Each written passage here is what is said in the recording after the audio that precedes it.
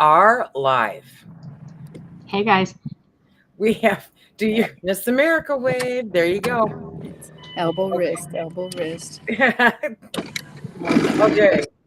So this will allow us to get kind of set up and organized. Anna is coming from her car.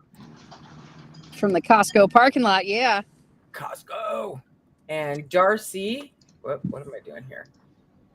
And me. Okay, so everybody's up and running and great. Hello. Okay, so we're gonna need questions, you guys. You guys normally put questions in there before now, but hello, welcome to Food Preservation Chat. I had to think for a minute. And howdy. Okay. There we go. Now the chats are rocking. So we're like a whole 60 seconds plus early. What? So go ahead and toss your questions in because then I can save them up and we can do our due. Oh, we got somebody watching from work. I won't tell. Joyce? I won't tell. How can you do that? I am not going to tell. I didn't catch who that was. Sweden is in the house. It was Joyce. Ooh, Judy's from Southwest Missouri too. Hello. And we've got the UP of Michigan and Alberta, Orlando, humid Georgia, Virginia, England. Kelly's in the house. Talk about tempeh. I've never made tempeh, so I can't talk about it. The only time I've ever seen it, it didn't go well. So no. It wasn't me. It was a friend of mine who did it, and it didn't turn out well. I have never tried making it. Okay, so we're gonna jump in. Thanks, guys. I'm just gonna say this up front. Don't want to make this about me today, but thank you for your well wishes, everybody. Okay, that'll be the end of it. Okay, it's all about Darcy. No, it's not. Don't make it that way. It's the Darcy show. Amy Faye, her cat has questions about preserving Cheetos after he got to one that fell before the dog did. Okay, can't help you there. Marie Becker says, I'm having huge sourdough problems. I need a step-by-step. I'm not the sourdough go-to. I make it every once in a while, but I'm gluten intolerant, so I've never pursued it well enough to really master it. What about you, Lisa? I know you do sourdough more than I do. I don't. Oh. I don't either. Yeah, I don't. I jumped into it and attempted, because I don't believe in learning to ride the bike before you actually go on a full-fledged biking tour. I just kind of jumped right into it. And so I tried doing it with fresh milled wheat. And I made a really great starter. It's just everything that I made from that really great starter was a brick. Yeah. So I am learning that, and it's kind of taken a back seat because I've been doing other things. Today, I'm actually in between my appointments, this and another one. I have some more of that garbanzo bean flour. Mm-hmm. And so I'm going to make garbanzo bean flour banana bread. Yummy. Yeah. Can we refer her to Tiffany's channel? Yes. She's got a little more how-to. Yeah. Hamakua Homestead, my sister's channel, she does a lot more sourdough content than I do. She'd be one to kind of check out and ask more questions because she bakes almost every day. Yeah, I was also going to suggest Farmhouse on Boone. Who made her, that's her famous thing, is the fact that she's so big into sourdough. So yeah. Did I save that? Okay. So IDK new show. There you go. I've heard when beans stay hard after cooking, it's because they are old. Is there any way around that? Yep. Use them sooner. Say again. Use them sooner. Well, there's use them sooner. I've also been told that if you add baking soda, that it will help also. So try cooking them for longer. Oh, there you go. Kelly S. said the same thing. Try cooking them for longer.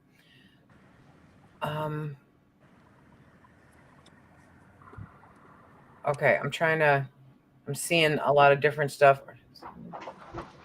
Can you cook brown rice and then dehydrate it to preserve it longer? No. You can cook brown rice and dehydrate it to use it quickly I mean, to use it as a quick rice, but it doesn't preserve it to make it last longer. It's still brown rice. It still has the fats in it, and it will still turn rancid over time. It may last a little bit longer than fresh, but you're not doing it for long-term storage. You're doing it for convenience. I want to say where was I reading? Because I looked it up and I read it, and now it's gonna go right straight out of my mind. If you do that, if you turn it into instant rice, then you can store it for longer, but by no means would I call it long-term storage. Not long-term. So I just don't even suggest that it's even going to stay for around. You need to rotate through it. It's for convenience. It's not for storage. Right. How about fermenting alfalfa sprouts? I've never fermented sprouts, but I would imagine it would help because sprouts tend to have a lot of anti-nutrients in it because like that's their whole purpose is to draw in nutrients for their growth. So sprouts tend to have a lot of the anti-nutrients that suck minerals. So it would help alleviate a lot of that to it. But I've never personally tried it, but it makes sense that it would make it more gut friendly. Okay. Trina said she loves fermented boiled eggs. Oh yes, so AKA pickled eggs. Okay. So Terry asks, I have a number 10 can of beets that I want to pickle and recan. Do I pressure can or water bath can? How long do I process? Okay. You'll be massively disappointed at the pickling. So no, you need to go from fresh beets if you're going to pickle them. You really do. And you can't recan just for the sake of recanning. You can recan for a recipe, but you need to use fresh beets to pickle. And as for the who, what, where, how, National Center for Home Food Preservation will tell you how long for your altitude, what pressure, water bath can or pressure can. But no, there's no safe way that they have tested as far as pickling cooked. I mean, they're already cooked. So it wouldn't be the same at all. Let's see. Oh, Nancy ordered sticker dots for her pantry to keep track of the year. I can't take credit for that one. That belongs to David Neistat in the group. He does that. I thought it was a neat thing to do. Can you preserve fresh eggs in garden lime or just pickling lime? I don't have either. You can't preserve nothing in garden lime. You can water glass them, yeah. But that's a different safe way to. I don't. I guess in my group I don't promote it. There's nothing about the safety there, and because everybody has different.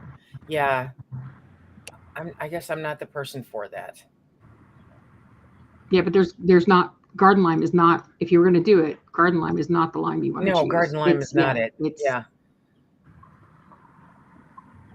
And yeah.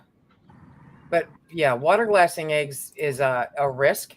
So if you're willing to roll that dice, then there's nothing I can do about it. But yeah. Okay. I'm seeing a lot of. I've added mung bean. I've added mung bean sprouts to my homemade kimchi, and that worked out fine. That sounds delicious. Give it a nice little crunch. No, you didn't miss anything, Teresa Bradley. Okay, I got a 10-pound bag of old pinto beans from Azure, and they wouldn't refund me. I cooked them for 6 hours, and they never got soft. I did add baking soda. Oh, bummer. I'm surprised Azure would send out old beans. Yeah. Actually, so am I, because that's not their style. But if I ferment kimchi, does it lose probiotics? No, it gains probiotics. Yep. That's the best way to do it. That's why you want to ferment it, is to increase the probiotic content of it. And somebody mentioned in a question following that about fermenting then dehydrating. And that's a great way to keep it if you can't keep the ferment for long, but you got to remember to dry it below 115F to keep all those probiotics happening. Yep. But if you can dry it hotter to get it to go faster, you just lose the probiotics. So it still has all the flavor and crunch and stuff, but it loses that nutritional benefit. So under 115. Okay. Okay, hang on. kind of sort of caught up. Okay, so have any of you pickled, dried, processed Japanese knotweed? Mm-mm. I can Never say even I'm heard of it. familiar with it. Yeah. You got me. I live in the middle of the forest, you guys. I don't know this stuff. I have several ferments that take months for me to get around to finish eating. I have always assumed that if they taste good, that they are good. Is that risky? Are there refrigerated shelf lives? Refrigerated, it's basically until you finish it. I mean, I've had stuff that was and consumed and was perfectly fine after 2 years. As long as you make sure that everything is underneath the brine, so it's not exposed to the oxygen, it's very unlikely that it'll mold. But if it smells good, if it looks good, there's no mold, and it's not thick and syrupy, it's fine, in my experience. What about dehydrating sprouts? Anyone try that for a different crunch recipe? Yep. As long as you keep it down below 115F, you'll keep all the benefits of it. And it does create a crunchy little thing to put on salads and stuff. It's not like potato chip crunchy, but it does make it a way for you to use them if you can't get them eaten. Okay. And it keeps the nutrients. Mm-hmm. As long as you dry it low. Instead of having them in your fridge where they might go bad really quickly. You can do that. I like that. Okay. How long should old beans be soaked? I usually soak overnight with added baking soda overnight. You'll know when it's too long because they will bubble and it stinks. They're fermented. Gee, fermented beans. Can you eat fermented beans like that? Absolutely.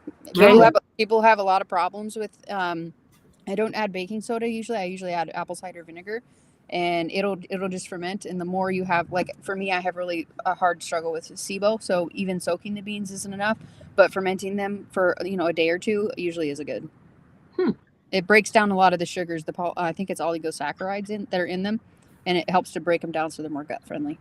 So then if I'm soaking beans and I leave them in there, say for 24 hours instead of overnight, and I take the lid off the pot and they have an obvious odor to them and they're bubbling, do I swap out the water? I swap it out about every 8 hours. About every 8 hours. Every time because the beans with oligosaccharides, they find their equilibrium.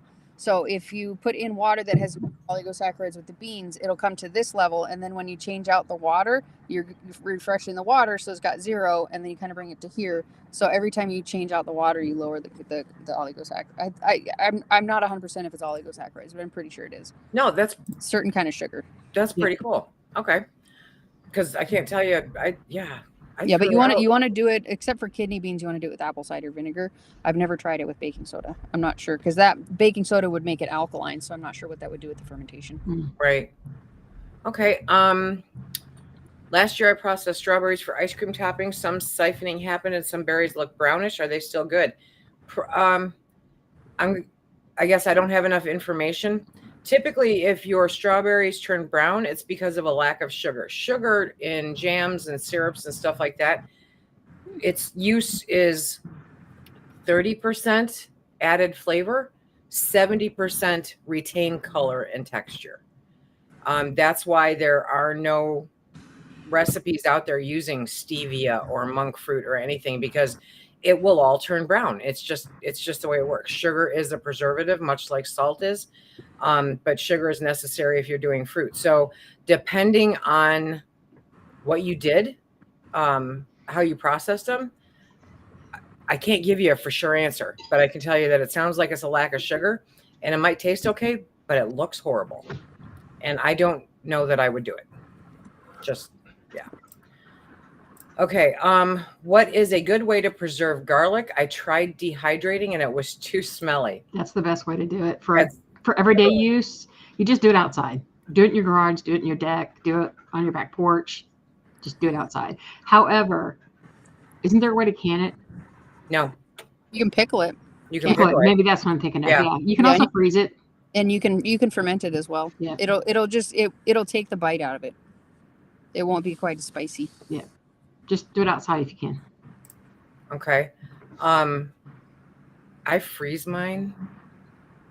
There are a few different ways. Try searching it on the National Center for Home Food Preservation. They have a few different ways, but yeah, it's not something that you ever do in your house. You can ferment it in garlic. In honey, right? There is a honey ferment that I've seen. Yeah. Yeah. How long does that last on the shelf though? Or do you have to refrigerate it? Oh, it lasts for me on the shelf for years. Really? I have stuff that's been sitting on my shelf for 3 years. It just turns like a dark color. Like black, but I haven't had an issue with it. Okay. Guys, I am trying to catch up because now there's a lot of questions. Yeah, I saw that. So I'm trying, give me a second. I'm going to throw a question up there. Okay, we're going to take you down. We're going to put you up. Has anyone pressure canned mung beans? I'd like to know how they turned out. Not me. I tried sprouting mung beans because somebody suggested it and said that they were really good. And I have discovered that I'm not a fan of mung beans. So I didn't can them. I just like them in pho. They're so good. Everything's good in pho. I know, right? You could put shoe leather in there and I'd probably eat it. What is pho? Yeah. What is it? What is it? It's like an Asian soup. Yeah. It's very flavorful. Okay. Yeah. Gotcha. Okay. I'm getting there. Did you say dehydrate a ferment for longer storage? For shelf-stable storage, yeah. So can you elaborate on that for a second? Dry it under 115F.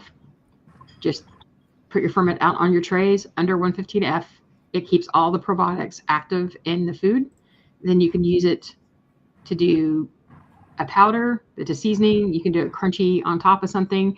I've never tried to rehydrate it so that it's like the original ferment again. So it's not like I try to bring kimchi back to its original kimchi, because it will never have that body. Like the cabbage won't rehydrate to be as full bodied as when it was fresh. But it's a good way to store it if you can't eat it up fast enough, and you can do so many more things with it after. I'm gonna try that. Interesting. Okay. Okay, I canned 2 batches of corned beef. The first one came out beautiful. The second one I put in the jars and added water. After the jars cooled, it looks like a block. You think it's safe. I can't say. I actually finally found and removed my canning corned beef videos because it's not considered safe. I don't know how you canned it. I don't know if you canned it. I don't know how you canned it, so I can't say if it's safe. So, and it's not approved because of density, so it's not something I can delve into. Okay, can I dehydrate my homemade bone broth? You can, but I'm going to say it's a waste of time. Unless you have no space to freeze it, you don't have a place to can it. You have to simmer it for a long time because you want to get rid of a lot of the liquid ahead of time. So you want to reduce it till it's almost like a syrup. And then you can dry it and make powder from it. But to me, to make all that bone broth and then do that with it, I think it's a big waste of time and energy to get it to happen. But that doesn't mean you can't do it. It just is, it takes a lot to get to the point where you can dehydrate it. You can dehydrate it on trays that you have a lip for, and it can do it that way, but it also takes a long time to dry out that way. I think it's best if you can it or freeze it than to dehydrate it. But doesn't mean you can't dehydrate it. I just personally prefer the other ways. It's more readily available, I guess. Does it still have all the benefits if it's dehydrated? Yeah. I mean, as long as you follow proper procedures. I mean, once you can it, you lose all the gel, just like you're going to lose it when you dehydrate it. But it still has all the same stuff. So it's kind of like you're processing it as if you canned it. So it's not like you're losing that much more. But you can make powder out of it. So you can have beef bouillon at any time. But I find it like, I don't know. That's one thing that I find is a waste of really good broth. Okay. Kombucha powder for sale on Amazon. Presume benefits lost from either freeze drying or dehydration. Hella expensive too. You can't assume that the benefits are lost. Yeah. You have to look at it, because I would bet they did not just take kombucha and dehydrate it. Like, what's left? Sugar? It just seems weird. I would imagine it's probably kombucha flavored. That seems strange. Would they have taken the fruit that they may have made the kombucha from and they could do that powder? Because wouldn't it keep some of that benefit and flavor in the fruit? It would. I need to look this. Yeah, I haven't heard about that. Okay, we gave Anna something to do. Anna, can I drink my milk kefir that's 3 weeks old and smells fine? Absolutely. Okay. So my kefir grains have been in milk in the fridge for at least a month. Are they still good? Yes. But change the batch over soon. You're kind of right teetering on the edge there. Okay. What is the best way to ferment homemade hummus or refried beans? I would ferment the chickpeas before you make the hummus. Yeah. And same with the refried beans. But I mean, as soon as you cook them, you're going to lose all the benefits. So unless you're just trying to break down the sugars that are in it, it's kind of not worth it. I ferment a bag of beans for 3 days and then freeze them in packs and cook them in the Instant Pot. That is genius. Do it all in one batch and then you just have gut friendly ready to go. Genius. You're genius. Yes. Genius. Okay. I can't find the ingredients. How long is the second fermentation on kombucha and when to put it into the fridge? I just got my second fermentation started today. I'd say between 2 days and a week, depending on how much you want to allow the alcohol to ferment or to go. Oftentimes I like to bottle, like when I'm making a big batch of kombucha, I'll do one of them in just a plastic bottle so that I can feel it and see how carbonated it's gotten. I don't drink the plastic one, but then I know if it gets really hard, then it's definitely time to put it in the fridge. But between 2 days and a week to make sure that you don't accumulate too much alcohol. If you want to, then do it as long as you want. Okay. Beans have lectins, which I heard may be a problem for some people's digestion. Yep. Okay, that was easy. Can eating ferment help with green stool infection? Ask your doctor. I would say ask your doctor. I mean, it's definitely, it's not gonna harm it, but I mean, if your poop is green, that means you're not digesting your food, and you have an issue with your intestines, and you should definitely go see a bare minimum a naturopath, but probably a gastroenterologist. Okay. Darcy, can you talk about how you are liking the Sahara dehydrator you reviewed on your channel? Now that you have been able to use it longer, I am considering it for my first one based on it folding up. It hasn't changed since I started using it. I don't use it all the time. It's not my primary machine because it doesn't fit the space that I have. So I have to put up a machine to get it out and use it, or lose being able to use my washing machine at all because I just don't have a lot of space. So it's not one I keep set up in the garage either. I keep my old Excalibur out there. It's a great machine. I love the fact that it has an air dry feature to it, so you can do it without any heat at all. So it still runs air across without heat. So that's great for herbs and stuff. It feels flimsy, but it's not. It's heavy because the way it's built, and it is. It feels like it could be flimsy because it's when you're folding it up and you're pulling it out, you know, that you feel like the plastic might not be great, but it's not. It has gone through me putting it down and putting it up 100 times. And so it's great. I love it. So if you have a place where you need to store it out of the way completely, an RV, or if you've got a small space, I mean, it's perfect for that. It's a little pricey, but it's worth it for the foldability if you need to regain that space that you can't store it someplace up. Awesome. Any suggestion about a source of SCOBY as mine is getting pitched? Etsy. I get all my scobies on Etsy. I just bought $200 worth of John Scobies the other day. And you don't have to do that through like a commercial kitchen? No, you do. That's what I do. Okay. Oh, okay. I mean, in order to sell it, I mean, it depends on where you're at. Some places allow it, some places don't. No, but that's what I meant. But off Etsy, that's what I meant. I can understand why you would buy because of the quantity that you're making. Yeah. But the average Joe, I mean, if I remember correctly, it doesn't take long to make SCOBY, correct? If you're gonna grow it, like if you buy raw, like if you're buying a kombucha and you buy like the GT's raw stuff, it takes probably about a month to grow one SCOBY. But I mean, I buy it. I mean, one SCOBY is like $10. I just had to buy several of them because I had a massive mold incident and it's unusable, and so I had to buy new SCOBYs. I think my temperature in my room was wrong, but at any rate, had to throw it all away. So don't worry, nobody's getting moldy John. Yep. But so it uses like $10. You know, it's super cheap. Okay. Can heavy cream and half be dehydrated? Not safely. I do have an answer on the kombucha stuff, though. It looks like it's some people use The SCOBY, which is the solid mass. But I mean, looking at the ingredients, you couldn't pay me to ingest that stuff. Like, just buy kombucha.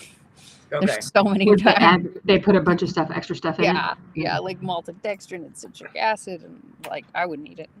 Okay. What pressure canner and size do you recommend using? Thank you so much. I recommend the canner that you can afford. So, everyone says the All-American is the Cadillac of canners, and it has the price tag to go along with it, and it will, you should be able to will it to your grandchildren. I have Prestos that I have beat the ever-loving snot out of for a very long time, and I've had to replace the gaskets like once. So, and a Presto is significantly less expensive. And a lot lighter. It's a lot lighter. So and it's a lot lighter. And because I know that, I have an issue with my wrist. I had to have surgery on it. I tore up the ligaments a few years back. So me constantly lifting a heavy All-American is probably never going to happen. Do I have them? Yeah. But I have all kinds of canners. So off the bat, I would say get a Presto. As far as the size, are you one person? Are you more than one person? What size batches are you looking at? What are you canning both of on? them. I'm sorry? What are you canning on? What are you canning on? Yeah. Because your stove's going to make a difference. You need to call your manufacturer. I don't care if Betty Sue, Bobby, and every other person on your block says, I can on my glass top all the time. Doesn't matter. They don't have your stove. Call your manufacturer to see if you can on top of your stove. But both the 23 quart and the 16 quart hold 7 quarts. However, the 16 quart holds 10 pints and the 23 quart holds 18 to 19 pints. So if that makes a difference in how you're planning on canning, that's how you decide. So yeah, it's really a matter of preference. For some people, it's a matter of stature. It's a canner. It's a tool. Could you freeze dry homemade bone broth? Would you still have the benefits? Yes, I've done it. It's good. And it still has the benefits. Okay. Does it still gel? It did not gel for me when I brought it back up, but mine may have been different. But mine doesn't. Gel. No, your can doesn't gel. No, because the heat. It does if you use chicken feet. So if you use chicken, because I'm getting some chicken feet. So if I use chicken feet to make the bone broth, and then I can it, once I'm done canning it, once it's done being canned, it will still gel. Mm-hmm. I've made. I made the broth in the jar. Like I put the feet in there. I canned it for the boned-in chicken time, and it came out broth. Like it came out gel. Yep. But I did can it for the bone-in meat time. I didn't can it for the broth time. And it just created the broth in the jar. And so I just have a bunch of jars of chicken feet. Like 2 chicken feet in a quart-sized jar. Wouldn't that look really weird? It looks really weird. I'm like, can you imagine? Yeah. Yeah. It's just next time you need to put some eyeballs in there and do that too. Like some plastic eyeballs. This is the last guy that got on my bad side. Yeah. Absolutely. I love that. Okay. Oops. Okay. So, Anna, do you have a video on making kombucha? I do. I have several of them. One of my most recent ones is a how-to kombucha video. She did it just for me, so I could see it. I did. It's all about who you know. Yeah. Okay. I cooked a batch of beans and rice and then dehydrated it to save cooking fuel in an emergency. I'm not sure how to rehydrate it though. Any suggestions? So did you read my tutorial on how to do it? 1-to-1 rice, 1-to-1 beans. So you'll have to play with that when you actually start rehydrating it, because while it's 1-to-1 is the recommendation, you may need a little more water for your stuff, or you may need a little less. So it just depends on how your rehydration is working, but it's usually 1-to-1. Okay. Anna, can you recommend a particular person or store on Etsy? No, just punch it in the, I know that there's one, it's called like anything kombucha or something like that. Like you just punch in organic kombucha SCOBY and you'll find some good ones. There's some that are very obviously undercutting the other people, and I try not to support them because it's an unrealistic price. But you just try and sort through them, and you can message them, you can ask questions. I want to say it was anything kombucha. I could be wrong. But once you pop it up there, you'll find them. They're pretty easy. Okay. What is the shelf life of pectin? It totally depends on what kind of pectin. And this is reason number 2 why I moved over to Pomona's pectin instead of the other ones. The other ones have a shelf life, give or take a year. Okay. And it uses much more sugar. Pomona's will literally outlive me, and you don't have to use as much sugar. So that's why I go with Pomona's. But otherwise, your box pectin and stuff, or even if you're buying it in bulk, does expire. Sure does. And it really sucks when you're trying to make batches of jam and nothing is setting up. You get syrup instead of jam. Yeah. So I really do like Pomona's. Look at any of my more recent jam or jelly videos. I'm slowly trying to take down the old ones because I just don't use the other pectin anymore. So yeah, it's very, very easy. Lori Hyman says, hello, wise woman of food and YouTube. Lori cracks me up.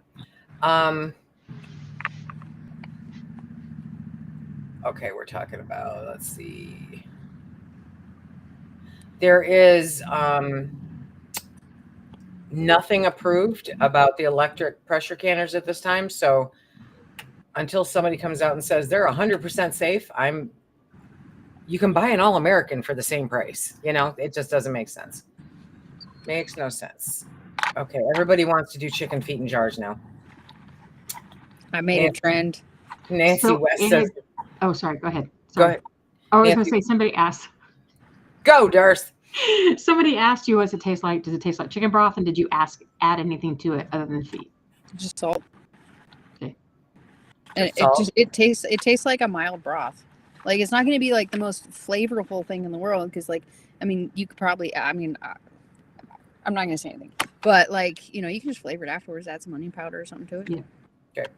I have what looks to be a SCOBY growing in my apple cider video.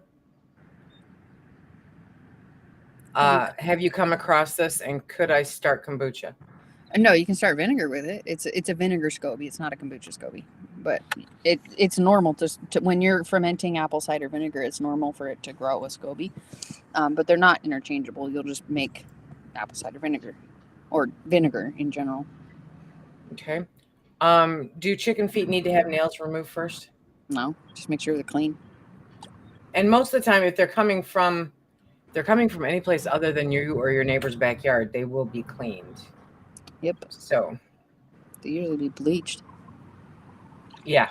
They're like super clean compared to the things running around my yard right now. Okay. That takes ugly chicken to a new level. Did you hear that? No. That takes ugly chicken to a new level. It takes ugly chicken to a whole new level. Yes. Yep. Okay. So what is kombucha? Kombucha, in a nutshell, it is fermented sweet tea. It is fermented with a culture. So it is a directed ferment that has a tremendous amount of health benefits. It's a little bit acidic, a little bit sweet, very refreshing because it has lots of electrolytes to it. And it's just frickin' delicious if you like things that are slightly tart. It's really good. Very good for your liver, detoxing, heavy metal, all that stuff. I'm gonna have to get around to trying that one day. Yeah. Okay. Do you skin the chicken feet first? If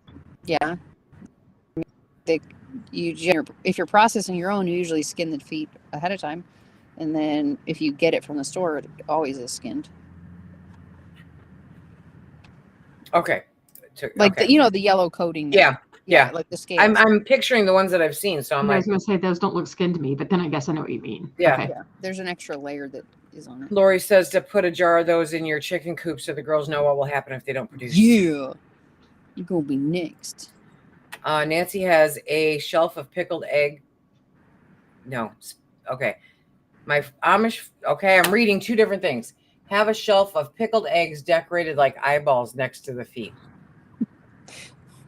This has really creative by October, right? I know, right? My Amish friend said the kids got chicken feet every Sunday as lunch was being cooked. I've seen people eat them. They're very good for your gut. They have a lot of collagen and gelatin and all kinds of stuff. How did you get the hornet, Anna? How did you get the hornet to photobomb your video today. I was being overrun with them. It was not intentional. I just found it when I was editing the video, and I was like, oh, I'm going to leave that part in. Those things are nasty. They're like huge, and they're just red, and they look like freaking devils with... I don't like them. No. I'm sorry. It's okay. Yeah. They love my greenhouse, apparently. Okay. So... Oh, yep. No, already got that one. Sorry. I'm catching up. I got that one too. Hi. Good help is so hard to find. I had a kombucha incident where my swing top bottle exploded all over the kitchen and hubby had to repaint the ceiling. Yep, that's what I tell people. I'm telling you, those swing top bottles, even the ones that you get like specifically designed for fermentation, they will hold so much charge that eventually they can explode. And I always put my, if I do use the swing top bottles, I put them inside of a cardboard box. So at least if they do explode, which has only happened to me one time, then at least the cardboard box contains the glass. So it's at least not harmful. Because, I mean, an exploding glass, I mean, if anybody's near, it'll hurt you. But how is that different than if you bottle the top? I mean, you use a bottle top. How does that change? It won't hold as much pressure. Those swing top bottles hold a tremendous amount of pressure. So pressure escapes out of the bottle top? Okay. Yeah, it must. It must, because I've never had one of those explode ever. And the plastic will crack at some point. Okay. In the screw tops. Gotcha. That's scary. What about 4 jars canner? What about it? It's not available still. Again. No. Other than that, I love that darn canner. I actually gave one of my backup Presto. I gave away to somebody who was just getting into canning locally, so that she could learn how to do it. So yeah, you're going to see me using the 4 jars one for a very long time. Hey Anna.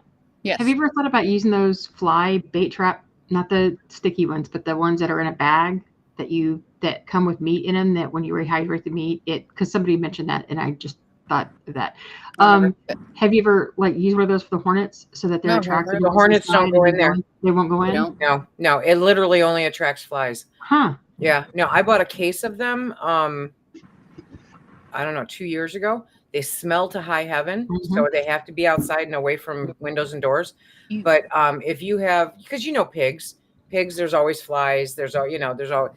So between the pigs and the chicken poop, and just the fact that it's normally cooler in this, at the end of the season, the flies can get kind of bad.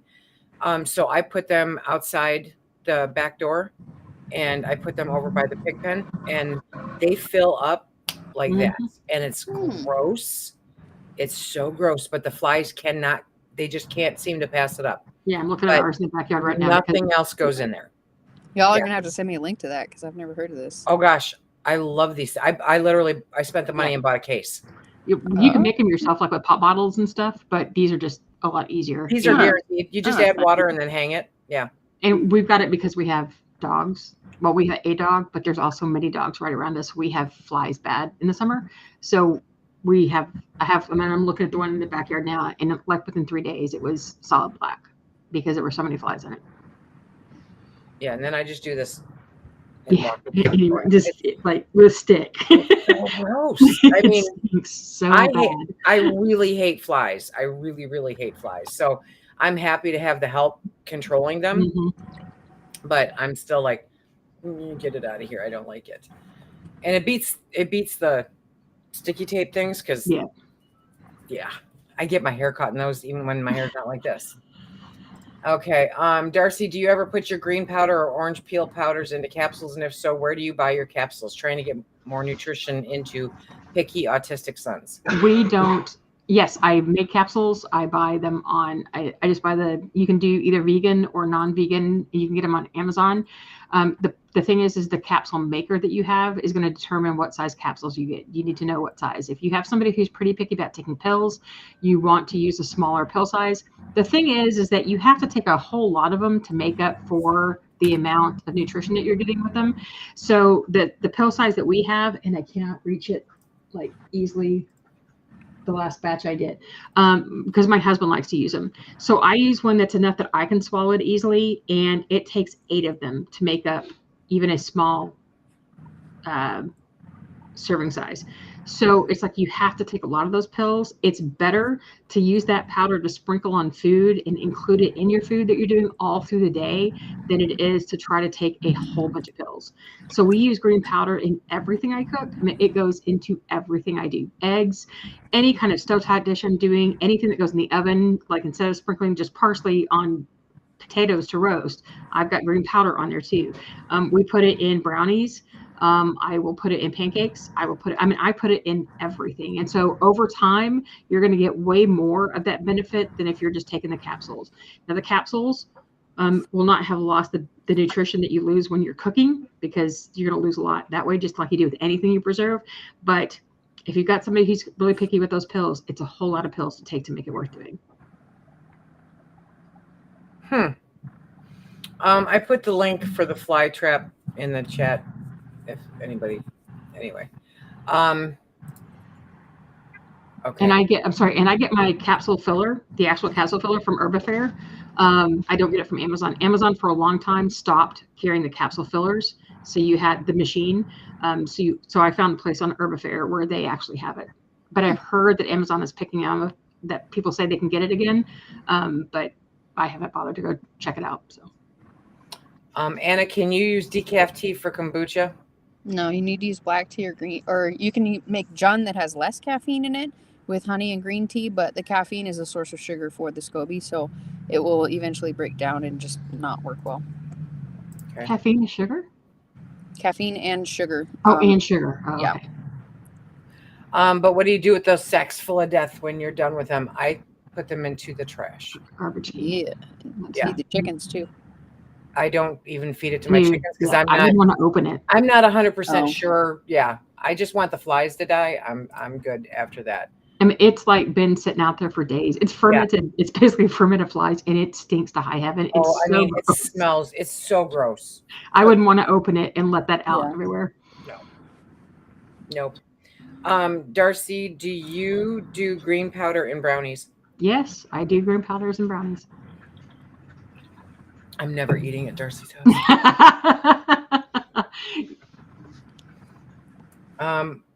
What are some of your favorite water kefir mixes?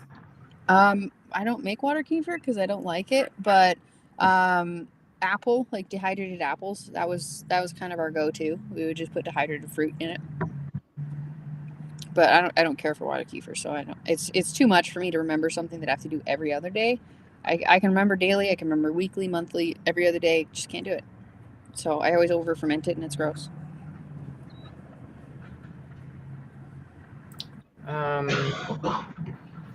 How are you, Darcy? City Girl Homestead wants to know. I'm fine. Two more sleeps. She's fine. Okay, I'm caught up on questions. There was one that came really early that we didn't catch. Like, if I can answer now, I don't know if they're still here. I don't know. Somebody asked about doing that. They had oxygen absorbers, and they put them into a jar and they turned.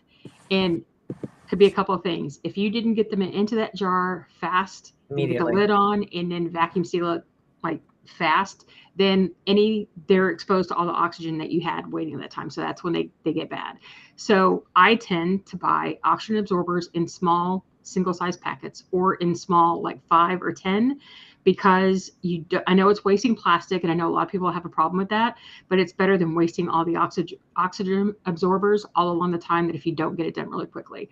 So, but that's why they were exposed to oxygen, so they turned, and they are no good. You have to get rid of them. Another question, can green tea be used for normal kombucha or only? I've heard that it can. It's not like an instant switch. Like you have to kind of, like if you use 8 tea bags in a gallon, like you replace one of them with green tea, the next time another one. You have to kind of slowly transition it, or it can be harmful to it. From what I've heard, I've never done it, but I have seen it being done because I just buy the Jun SCOBY, so I don't worry about it. TJ Sanders says, do you guys use a sourdough starter? I just make my own. Yeah. Darcy, I dehydrated 25 pounds of yellow squash. What do you make with it? Flour. So it's not a straight up flour though. You replace 1/3 of the total volume of your flour, up to 1/3. So if you're using a cup of flour, you can replace up to a third of a cup with green powder. I was about to say green powder with a squash flour, and it helps bring down the gluten in your flour. I have a lot of banana peppers in the freezer. I am looking for ways or ideas to use those. Any ideas? To use them or to preserve them. Because you can use them on pizza, you can use them in any kind of ramen, you can use them in pho, you can use them in any of that kind of stuff, but you can also dehydrate them, and you can pickle them after they're frozen. No? As long as you keep your expectations in check. Low, because they get mushy. Yeah.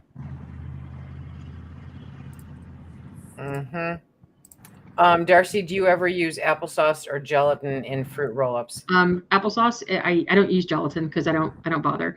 Applesauce, I would use on anything that it looks kind of too thin, or I know that particular fruit is low in pectin on its own, or I just need to bulk it up. So applesauce has a lot of natural pectin in it, and it can help make things a little more pliable. So if I was going to do raspberry fruit leather, I would do at least a quarter, if not a half, of applesauce to raspberry to make it so that it's actually pliable and it doesn't just break. Okay. Is the Ball Fresh Tech jelly cooker worth the money or just another gadget? In my opinion, it's just another gadget. So all it is just a water bath. It's a weird water bath canner, right? It's an electric water bath canner with a spigot on it. I mean, so that just to release the water after? I have no idea because I refuse to spend the money.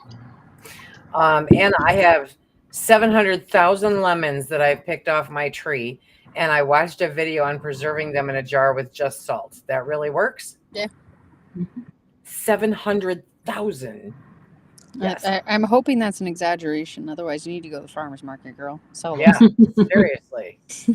Mushy Make some fermented lemonade. peppers can be blended, and it makes a wonderful hot sauce. True.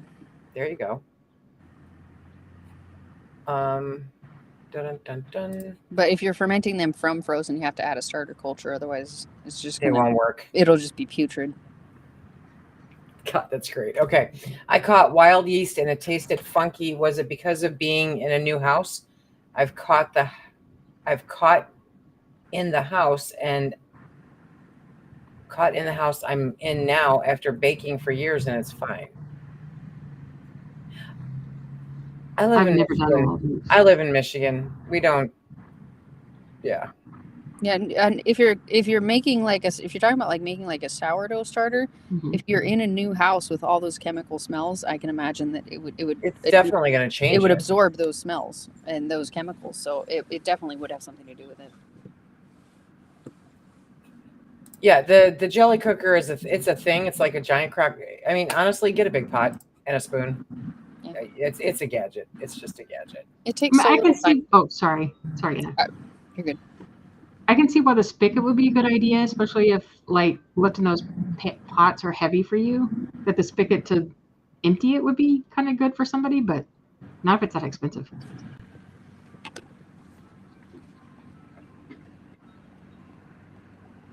Yeah, I have enough gadgets.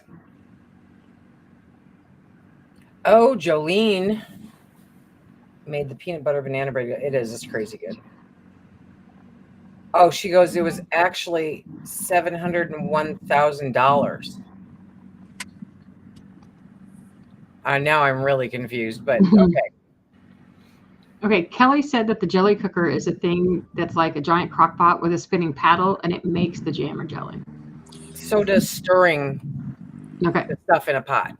Yeah, I'm not gonna lie. If it stirred it for me, I might. You might. I have burned my arms so bad making jelly. I hate it. It just it sears your skin. It's different level than it's sugar. It's awful. It's boiling sugar. Yep. That might make it worth it to me if it stirred it for me and I didn't have to reach my hand in there. All you need is a long wooden spoon. So would you get one of those stirrers that you put in a pot of like you're cooking beef and it just kind of stirs? It's a battery operated stirrer that way. I don't make jelly, so it doesn't really matter to me. But if I decided to get into it, then that might be something I'd do. Somebody gifted me a steam juicer, and I think it's cool, but I don't know what fruits are best with it. Cranberries, blueberries, strawberries, raspberries, apples. A combination thereof.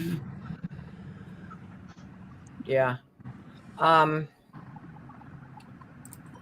have heard of people using a pressure canner as a steam canner without the weight on it. Is that true? I'm sure that somebody out there is doing that. And because I'm a huge advocate of natural selection, I say go for it. No, don't do it. People Use also your tool- can noodles. Yeah. You know, use your tools the way you're supposed to. That is not going to tell you. A pressure canner won't work that way. It does not tell you when the pressure has built up in there, the steam has built up in there, the gauge doesn't change because there's no regulator on it. So it doesn't work that way. Yeah, and I saw canned SpaghettiOs this morning.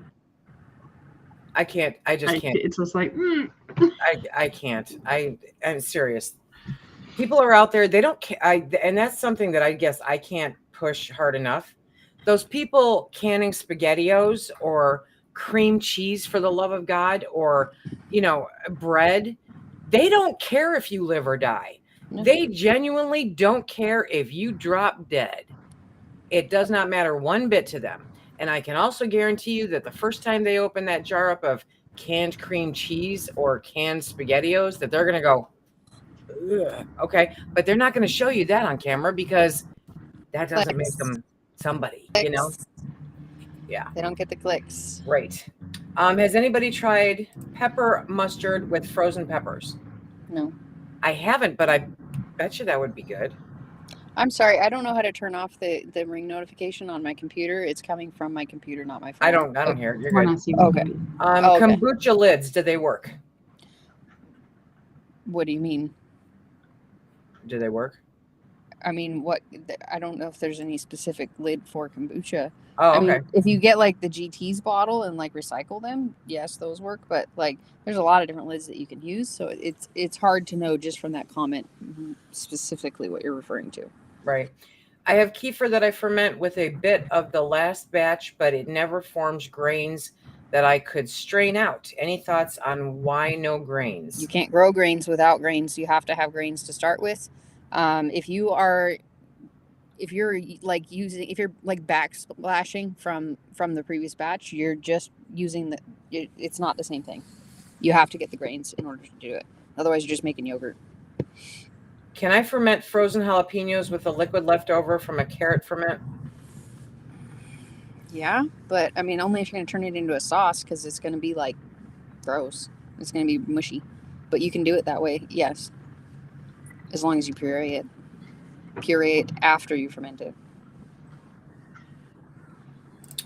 I canned ugly chicken, and when it was done, some of the liquid in the jars was kind of orange tinted, all the jars sealed. I followed the process, and you have perfectly good, absolutely delicious ugly chicken. That orange is typically from the fat. That will make it turn orange, or it's just the chicken. There's nothing wrong with it. I'm actually bummed when it doesn't do that. So, I saw. Oh, okay. Scrolling. Okay, the lids so back to those lids. The lids they sell on Amazon, they are like mesh on top. Don't waste your money. Don't waste your money. Just put a coffee filter on top of it with a rubber band. If you're talking about for the first fermentation that has the SCOBY in it, yeah. Otherwise, I mean, you're just wasting your money. Just put a paper towel on top. Put a cloth. Don't waste your money. How do I dehydrate eggs? You don't. You don't. Jinx.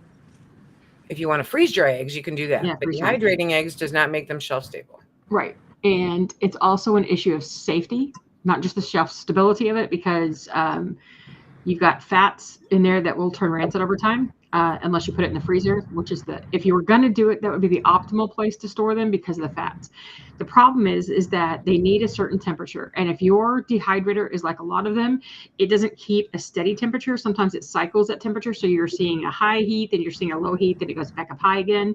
Or your dehydrator is not actually getting to the temp it says it is. And a lot of them don't do that. So if you set it at 160, it may only be doing it at 152 because it's just the way that it works. So the temperatures for most food don't really matter. It's like you can do it wherever you want, but for proteins, it has to be at that safe temp, or you need to go back in afterwards and the word I just had left me, but you put them in the oven and you sort of put them at a temperature that's high enough for 15 minutes or so to kill off any bacteria.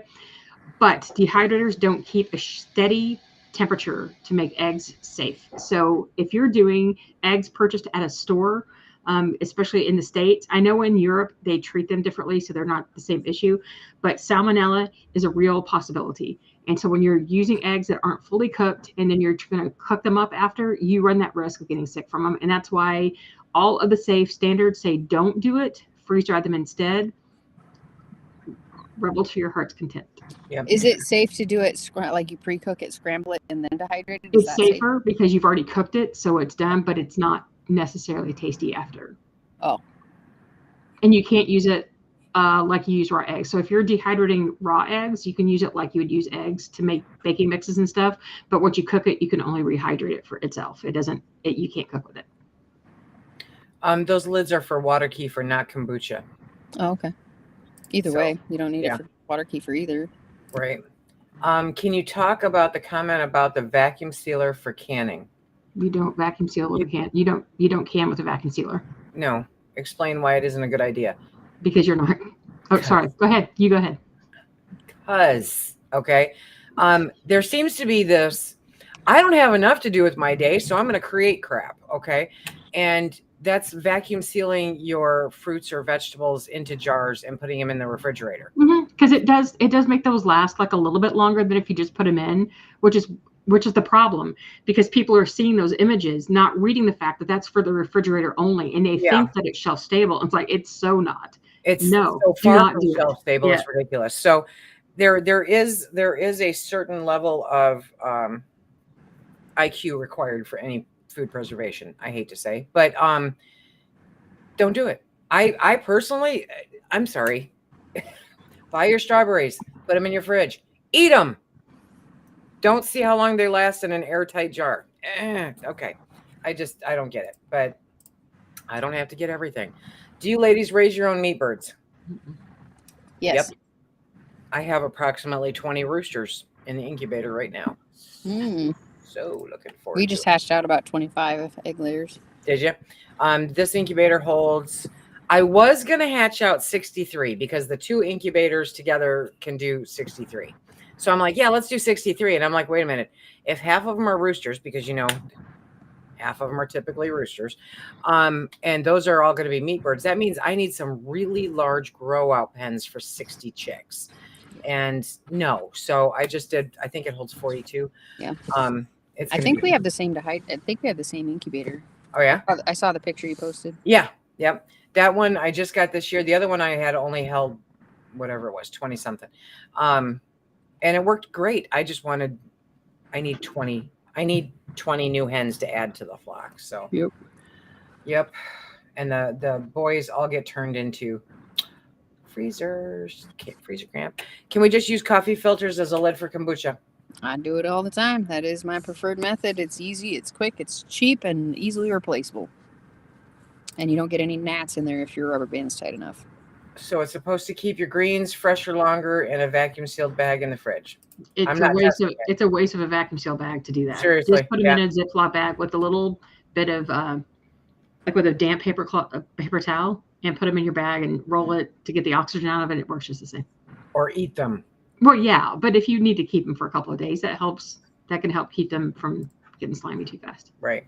To make chickpea powder from store-bought canned chickpeas, do I mash them or leave them whole to dehydrate? Mashing will make it go faster. Yeah. Okay. So you're so you're taking, I'm just backing up here because I just did the chickpea. Okay. So you're taking canned chickpeas, smashing them, usually, yeah. dehydrating them, Mhm. and then you've got powder. Okay. Right. It will just go faster, and hard chickpeas are a little harder to powder than puree. So that just makes it easier when you're going from canned. When you're going from canned. Yeah.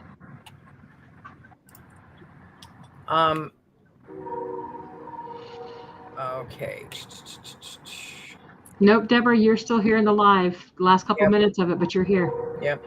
Do you call it 8 weeks or 10 on those meat birds? I normally take mine at 5 or 6. Depends on the birds. Depends That's on the it. bat. If they're meat birds, if they're Cornish cross, then I take them out at 5 or 6 weeks because nobody needs a turkey for a chicken. We have one of those. He's like 2 years old. Oh God! I just call him Fatty. He's I feel still so bad. alive. He's still alive and he's Put fine. that bird. Oh my gosh! They normally Hey. have a heart attack on you. You know. But I'm going with straight up roosters, so I'm probably going to take them to about 3 months. I'm going to see how big they grow, because I'm going to put them on the accelerated feed that you do for like Cornish cross with the higher protein. Mia Rose, no, I haven't freeze dried canned chickpeas yet. I have so many projects to go into that machine, and now I have to not do it for another month and a half, and then we're getting into my summer where I can't freeze dry well because of the heat. So it may be a little while before I get the freeze dry work again. What do you use chickpea powder for? I made hummus out of it. It was really good hummus. Better than from cooked. It's different. It's the same, only different. So if you have texture issues, which I do not, okay, I love hummus, period. But it is much smoother than hummus that you just normally make. I am going to be making some banana bread with the chickpea powder. There's different bread recipes out there. It's the same as with the squash, where you use part of, you replace part of the flour. It's not a complete replacement. So yeah, there's lots of stuff you can do with it. I actually want to try like you know how I made that bread out of lentils that time? Mm-hmm. I want to do it with chickpea powder and make it. You can make like flatbread. It's cool. Okay, so if you ever cull fatty, are you going to smoke them? I don't know. See, it's not my pet. It's my husband's. My husband is the reason that he's alive. I Oh my was taken gosh. a long time ago. And that man asks very little of me, and feeding that dude and taking care of him is something I'm willing to do as long as my husband spares his life, he shall be alive. He shall be alive. Yeah. Are turkeys harder to raise than chickens? They're harder to keep alive. They're harder to, I think they're kind of like cattle where they are born trying to find ways to die. They don't seem to be as resilient when they're first born. Yeah. You just got it, Anna. Smoke a fatty. Welcome to Happy 420 Day. Yeah. Right. It's actually my dad's birthday too. Well, happy birthday to your dad. Yeah, I tried calling him earlier, but I'm sure he was busy. Okay, last question of the day. Any suggestions on what to do with egg whites? We use a lot of egg yolks for my autistic son. Got lots of egg whites left over. Put them in the my mind goes straight to meringue. I was thinking the same thing. You can make cookies with them. You can make egg white scrambled eggs. You don't have to have the yolks. You can make egg salad with them. Yep. Yeah, there's different things. Judy Smith, I have a video that's up on making the hummus. It's pretty recent too, so you're good there. Okay, guys, we have to call it a day because Anna's sitting in a parking lot sweating to death, and we have other stuff to do. Not that bad. Not today. Next month will be worse. Next month's going to be really bad. Okay, so Darcy from the Purposeful Pantry, Anna from Fermented Homestead, Leisa from SuttonsDaze. Thank you very much for joining us. Remember, we're doing this once a month, so figure in about a month, we'll be back. And if you have any further questions, you can reach out to each individual channel. Until next time, everybody, be safe. Hey.